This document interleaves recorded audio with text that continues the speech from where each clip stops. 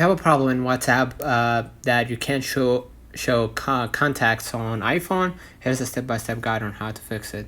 Go ahead to the settings, then scroll a little bit down to the apps, right? Click on it, and then basically scroll a little bit down to find the WhatsApp.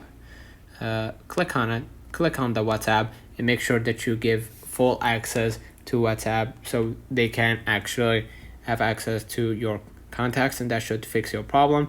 If it didn't, just go back to the main settings and then go ahead to the screen time. In the screen time, what you're gonna do, you're gonna scroll a little bit down to the content and privacy restrictions.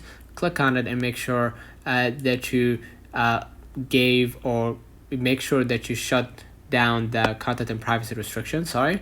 And basically what you're gonna do next, go back to the main settings, and then general. All right.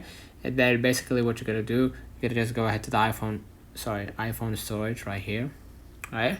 Then basically what you're gonna do next, you're gonna just make sure that you upload the app, and by uploading the WhatsApp, you're gonna release some of the unnecessary data or files within the app, and that should fix your problem permanently. And that should fix it anyway.